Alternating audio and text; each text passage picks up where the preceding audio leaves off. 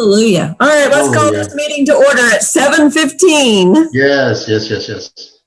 All right, so old business, the first thing is to approve the minutes from the 6:15 meeting. Did you all have a chance to look at those? Please tell me yes. All right, so do we have a motion to approve the minutes, or do we need to make changes to the minutes?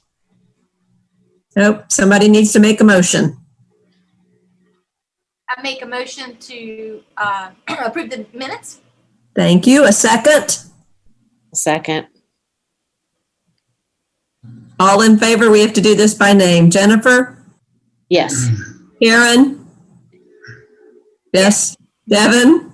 Yes. Yes, and me. Yes, unanimous. Okay. Thank you. All right, moving on. Ralph, let's have an update on the brochure for the Legacy Tree Program. And you all got that as part of an attachment on the email. Yeah, so it's pretty simple. It's pretty straightforward. I didn't see anything that stood out as far as changeable, unless we want to add more text to it. But the only difference is the email. My personal email needs to be updated. It's not jramser.com. It's rramser at matthewsnc.gov. So that's the only thing I saw on there. Well, that's not much. No. So what do you think, guys? Do you like this? Are we missing something? Are we good? I'm trying to find it because I don't think I've seen that. It was on the second invitation to the meeting, and it had the minutes and this. No, wait, Ralph, you sent that out, didn't you? I sent it to everybody. Yeah, was this on the 14th? I feel like it was maybe only you, me, and Debbie, because I just sent my deck to that and it didn't go to the whole group, which is why some of you got it twice. No, that's weird. All right. And I probably forwarded it to all, making an assumption that I shouldn't have made. Okay. So we've all seen this before, actually. It's a trifold brochure. And just to give you an idea, the purpose of the program is to help enhance and protect our town's tree canopy. And then there's text inside about the Living Legacy Tree Program. The Appearance and Tree Advisory Committee is initiating a program. Ralph, that should be changed since we're not initiating it. Is hosting a program, or what else would you suggest, guys? Yeah, that's a good point, because that's almost like past tense. Mm-hmm. I mean, this program's been going on for quite some time. It's on the Matthews site, home site, so it's all there. So yeah, we can get that updated. So rather than initiating a program, how would you like to state this? Offering, yeah. Offering, hosting, sponsoring. Yes, sponsoring's good. That's a good word. Yeah. Yeah. So it's a voluntary thing from citizens, and of course, Appearance Tree Board meeting committee people to vote for a tree if they see one that's significant. Promoting a program. Yeah, promoting. That's promoting good. A program to enhance and protect our town's tree canopy, and in doing so, the town is looking for detailed information about the town's big trees. Committee is asking the citizens of Matthews to participate in nominating, inventorying, and mapping the trees for the Living Legacy Tree Program. This will allow the town to identify and recognize the largest, rarest, oldest, and prettiest trees of various species in Matthews. So does promoting fit that? Mm-hmm. All right, then let's change that to promoting. And then the nomination and measurement form, they have to fill it out for each tree and fill out as much information as possible. And there's instructions on how to measure the circumference of the tree. It has to be 4.5 feet up from the ground. They require the landowner's name, address, phone number, nominated by, phone number, location of tree, common name of tree, scientific name of tree. I'll be real curious to see what we get on those. Yeah. And then Ralph, you're going to go out and measure each of these too? Yeah, when they call it in, Okay. I mean, when I get that information, They can Okay. email it. They can do, any bit of information. They can call it in. I'll go out and check the tree out and Okay. fill out the form if that's what's necessary. So do we want like a history that if they have it, I mean, who planted it, Yeah. approximately how old it might be, that sort of thing? Yeah, it'd be nice to have a history. Some people know the history. Some people don't. It's like the Reed House with those significant trees over there. They have some clue as to the history of those trees. Yeah. Yeah. Yeah, I think that's a great idea. And then it says, once your nomination is received, you will be contacted to have someone come to your location to measure the tree's girth, height, and crown spread. This information will be recorded in an inventory with other trees nominated. The inventory will supplement the inventory the town currently has of public trees within the town limits. Yeah, and thus far, the only ones that I'm familiar with since I've been here are the 2 willow oaks that are in front of the elementary school. Mhm. Those But have been designated. Yeah. They have been designated? Yes. I was looking back on my emails, and previous board members had done that like 10 years ago. Okay. So there's never been a sign to put in front of one of these. No. All right. It'll help to keep an ongoing list so people can go and see what a significant tree looks like, I guess. All right. So my suggestion is that we edit this and bring it up for a vote next month. Is that something that you all would want to do? Yeah, and also I wanted to say, I know Devin and Jennifer may have some visual ideas, and because that brochure is kind of may be dated in some ways. Maybe it could be spiced up. I don't know if it's necessary. We could get more graphics.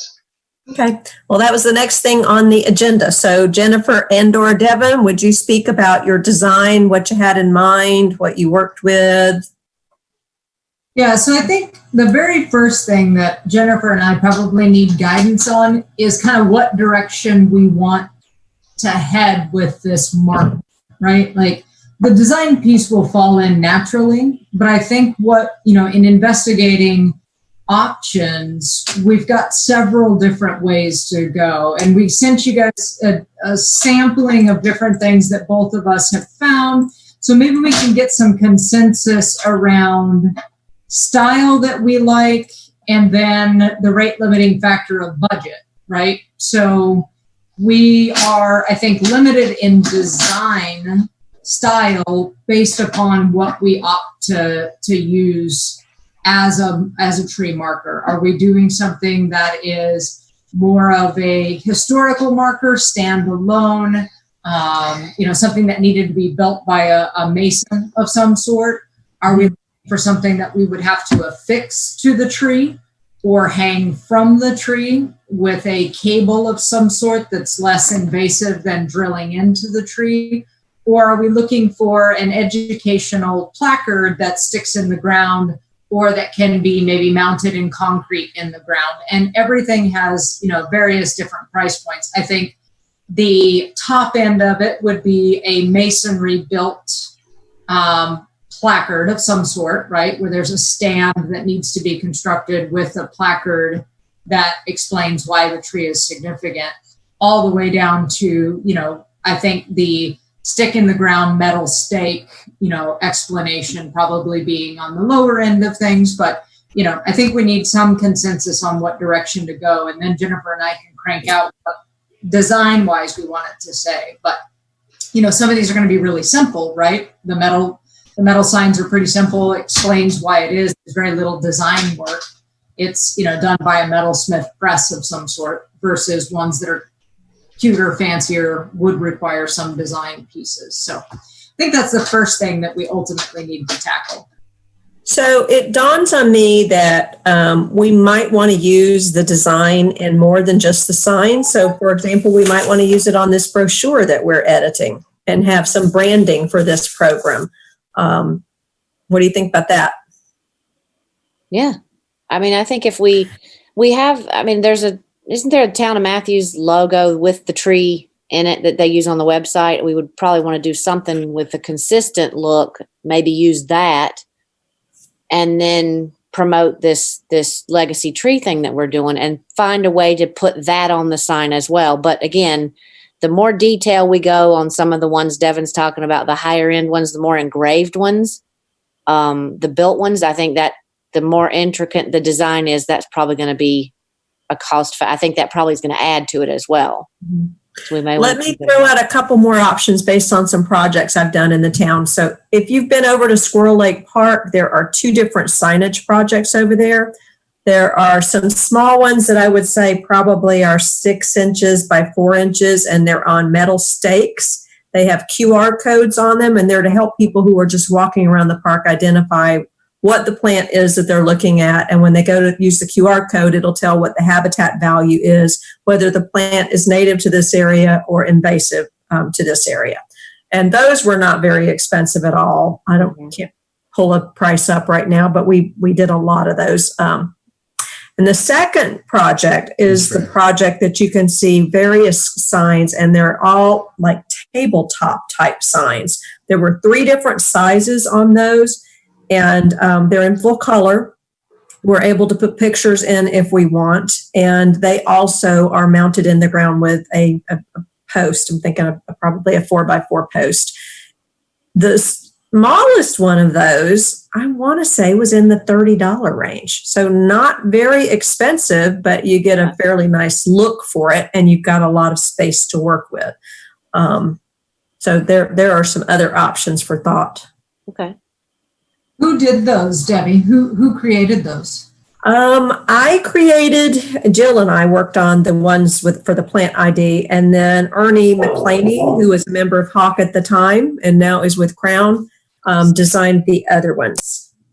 And he's still around, so we could get feedback from him. And I don't remember signs now. Could have been the company that produced them, but I wouldn't swear to that.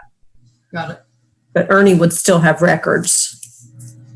Okay. So we're thinking in general that kind of price point, somewhere between 30 and 50 per. Yeah, because this is probably going to come out of Ralph's budget unless we go to the town council and say, here's a new project. Well, not a new project. Here's a project we would like to resurrect, and we would like to have a budget to identify, make up a number, 10 trees per year.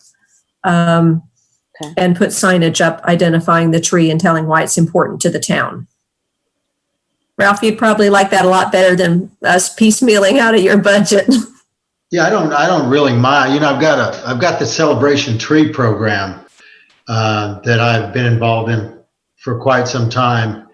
And so, you know, I'll pay probably around $50 for a nicely engraved sandstone, a piece of sandstone rock.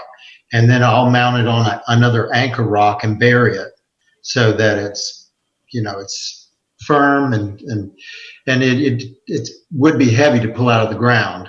So, you know, I've done that, and it's like I say, I spend about $50 each time. So it's not significant. And those are nice looking. I thought they would have been a lot more expensive than that. No, they're actually, the lady that I work with that engraves them, it's just, they're just greatly priced, and it's wonderful pricing.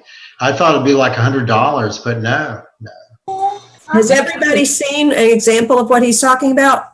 No, but that sounds awesome. Yeah. So Ralph, tell them a place would be where they can go and see one of these trees and the sign. Yeah, I've got them. I've just got them about everywhere. In most of the parks, there's some kind of, like at Stumptown, there, when you come into that gravel parking lot, immediate to the left, there's a cherry tree. Okay. That's been, I planted about 4, 5, 6 years ago, and it's got one of the stones at the base of it. So it kind of gives you an idea. Of course, I've got them all over Squirrel Lake Park, and I've got them over there at some of the mostly other parks have trees that I've planted as celebration trees with markers. So. Honestly, since I've seen these, that is my number one choice for the options we've been talking about. It's just a nice look and it's a sturdy sign, but it also doesn't take away from the tree. It doesn't call so much attention to it that it becomes almost visual pollution. Right, Yeah. and the only limitation is the number of characters. So, I mean, yeah, I guess you can engrave anything, I suppose, but you have to be narrow it down to how much text you want to put in there. Maybe 1 or 2 lines. You can imagine you can't put a heck of a lot on a piece of stone. So that may be the only limitation on that. Can you get us information about specifically the number of characters that's allowed on that particular size? Yes, I can. Yeah, and then we can kind of figure out what's important to us in terms of the label that we're going to give the tree. And in the case of these celebration tree markers, they don't have any logos, no Matthews logos or anything. You've seen them. They're real straightforward and simple. So, we'd almost have to come do a couple of them, maybe do a couple of those in front of the elementary school, get them produced and see how they work out. See if you all like them. But, you all work up the text and I'll get them produced. Okay. If you can send that out one day this week, we'll start working on that. Okay.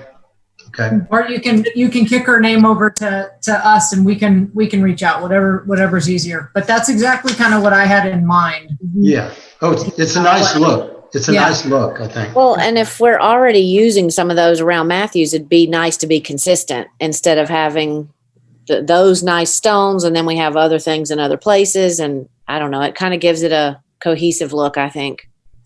Yeah, I agree. Me too. All right. Yeah, Well, I'll do that. Yeah. we've been talking about this for probably a solid year. I feel like we're making some progress in a particular direction now. Ralph solved it in 5 minutes. Yeah. Exactly. Hey, Ralph. Okay, moving on. Unless there's anything else to discuss about this. We good? All right, so update on the little library made of the tree. I don't know what to call this, the fairy library. Karen, I think you're the one that came up with the idea for this, showing a tree that had been hollowed out and they were actually they used some sort of light in the tree and they used it for a lending library. So there's been a challenge of finding a tree for starters, and we did identify a tree that was a possibility this week. Matthews Elementary lost a huge, Ralph, what would you estimate the circumference of that tree to be? It's 50 to 60 inches, probably somewhere in that range, about 4 feet, a good 4 feet across. Yeah. And so it fell in one of the storms several weeks ago, but it was badly decayed on the inside and would not have served a purpose. We did find another one in my neighborhood, as it turned out, saw it on a walk and contacted Ralph, and Ralph contacted Scott Rawls, who is with Parks and Rec. And Scott said, unless it was a significant tree for the town of Matthews, he wasn't interested in pursuing the project. So keep your eyes out for a significant tree that falls. And we'll see what happens, because I think this would be a lovely little project, but we can kind of table it and see what happens later with this. Is that, Karen, was that your idea originally? Did you send me that information, Karen? I couldn't remember who sent it. So Did you? Yeah. I sent an email out to everyone. Yeah. Right. That's where it came from. I think it was maybe a link to a website, or it was a photo, just the photo. I forgot. Yeah. Yeah. And it's been Great. around social media a lot. Yeah. Yeah. So maybe we can make it happen somewhere down the road. Let's just kind of keep that on the radar. All right. Mark Tofano, are you actually on?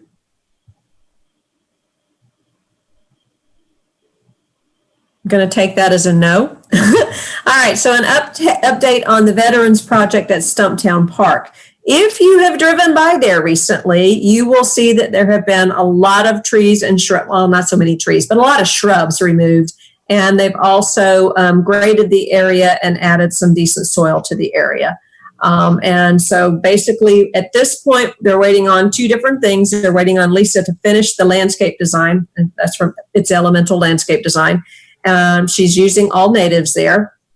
And then they have to wait for the appropriate time to plant. So they're looking for sometime mid to late September, October. The goal is to have this completely finished so that the Veterans Day celebration can be held there, and it will all be complete. So it's shaping up nicely, and we're just on a hold right now because of the weather and planting. I don't have any details about what she's choosing right now because she's still working on the project. But Mark has, I think we may have mentioned this last month, Mark has raised the money for this. And so there's no money coming out from any of the town budgets on this, which is pretty impressive. So it'll be a beautiful place. There's going to be a kind of a 3-part tier to this, and all in that same area. There are multiple Eagle Scouts involved in Eagle Scout projects for it as well. So it's an impressive project. Devin, did you talk to him about I don't remember what the name of the group is. He said you might be interested in joining? Yep, and I sent my application in for the Women's Auxiliary, so I am now I made myself a note to go online. I have to pay my membership fee, but I am now part of the Women's Auxiliary. All right, nice. Congratulations. Well, thank you. All right. I have no new business on here at this point in time. I guess one of the things we could say is we're going to be using Zoom meetings for some while to come, I suspect. The town council votes every month to do it the following month, but, based on what you're seeing on the news, we're likely to have to figure out how to do this successfully. And so rather than skipping months, I'd prefer that we get back on a regular schedule. I think it's easier to just have that date saved on the calendar rather than allowing anything to take over that particular day. Feedback? Debbie, This is Mark. Hi, Mark. Hi. I called in on the telephone because my computer does not have a webcam. So. Okay. I just updated him on the project. Let me see. I'll tell you what I said, and you can fill in any blanks. I heard you. Okay. Yeah. I just wanted to add one thing. We've just completely removed all of the 120 volt wiring that was running underneath the property. So that's all gone. All the irrigation system, the old irrigation system is gone. We're installing a new irrigation system with a new controller and new manifolds on Thursday. We had a structural design engineer come out today to design the walls. So we'll be actually starting building those right after Labor Day. And you and I are both in the same boat as far as Lisa's concerned. I haven't seen a final print from her yet in terms of that. But what I did want to put forward to your committee is when it comes time to plant, which should be around the first week of October, you know how you did such a great job of getting everybody together for the tree giveaway thing? I was just wondering if you could drum up some volunteers to do the help with the planting during that process as well. Hold on one second. Lisa, about this? No, I have not. Most of the time when she does a landscape design, the installation, I believe, is included. And one of the perils, dangers of having people plant is there's a certain format for planting and not everybody knows or follows it. Okay, I understand. Ralph, would you agree with that? Ralph? Yeah, you mean as far as specifically how to plant? Yeah, like getting volunteers and just saying, come on and join us to plant these things. Right. I mean, I'm sure that that Lisa would have specifics on how to plant everything. So I don't know, unless she's there to monitor it, I'm not sure how it would work. Yeah, and if they're not properly planted, we will lose them. If they're too shallow or too deep, we will lose them. So okay. Talk to Lisa about it and see what her feedback is. Okay. I just thought it would be a nice opportunity to get a lot of people involved. I know it's a good feeling, kind of a warm and fuzzy thing. And so, but anyway, I just thought I'd throw it out there. Okay, so a way of getting people involved might be mulching the area after the plantings are done. Okay. It's an idea. Very Okay, well. Thank you. So I don't have it on the menu on the agenda, but I will be reaching out to Trees Charlotte.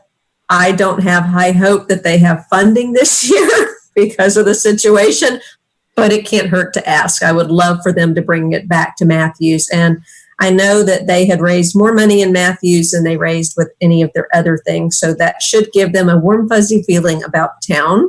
And maybe they would be willing to come back.